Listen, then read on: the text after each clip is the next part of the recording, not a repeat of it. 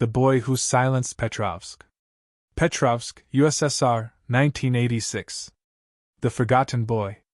Alexei Mikhailov was born in 1972, in the town of Petrovsk, a bleak industrial settlement buried in the forests of Saratov Oblast, Russia. It was a typical Soviet factory town, rows of gray apartment blocks, a poison river, and a chemical plant that coughed black smoke into the sky. His father, Mikhail Mikhailov, worked at the Petrovsk Chemical Combine, a state-run facility producing fertilizers and industrial solvents. One winter morning in 1980, a storage tank ruptured due to poor maintenance.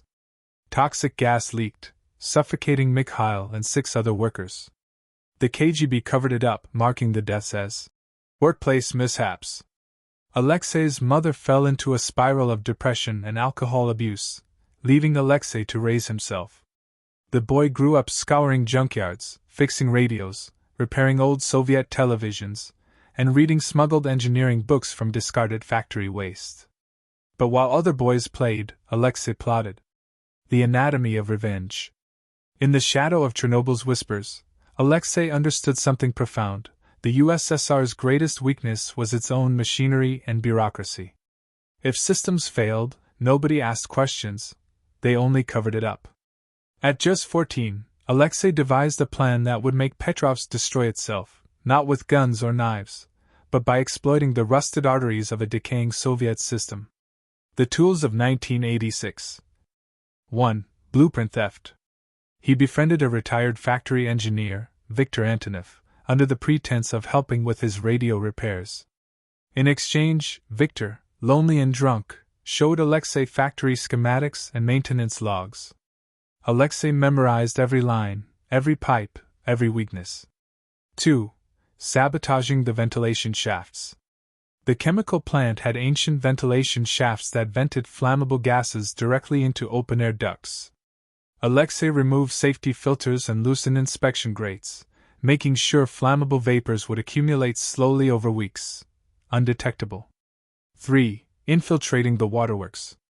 Using his mechanical skills, Alexei altered valves in the municipal water tower, introducing slow leaks of phosgene-contaminated water, a deadly chemical used in pesticide production. The townsfolk began falling ill, coughing, vomiting. Doctors blamed it on seasonal influenza. 4. Power plant overload. The town's small power station operated on a fragile Soviet-era turbine. Alexei sabotaged the oil coolant lines, ensuring that when the factory demanded maximum output, the turbine would seize, causing a town-wide blackout. The final orchestration, Black February. February 14, 1986, a night colder than any before. The power station's turbine failed at 8:03 p.m. The entire town went dark. Families lit candles, kerosene lamps, anything for warmth. Meanwhile, in the factory's underground tunnels, flammable gases silently filled the ventilation shafts. The air was saturated. At 9:17 p.m., a worker on the night shift flicked a cigarette into a drain vent outside the main administrative building. The explosion was instantaneous. Fire rolled through the factory, igniting storage tanks and collapsing the main tower. Shockwaves shattered windows across Petrovsk. Secondary explosions ripped through pipelines under residential blocks. Within hours, Petrovsk was in flames, a ghost town swallowed by fire, smoke, and toxic clouds. The cover-up. The Soviet government sent KGB agents to quarantine the area. The official statement declared it an industrial accident caused by Western sabotage. Survivors were relocated to neighboring towns, forbidden to speak of the incident. Petrovsk was quietly erased from maps. No one suspected a 14-year-old boy. Alexei disappeared into the chaos, never to be seen again. The legend. Years later, in underground circles of Soviet dissidents, the story of the boy from Petrovsk became folklore. Some said he was a genius. Others whispered he was a spirit of vengeance born from Soviet decay. But only Alexei knew the truth. He didn't kill Petrovsk.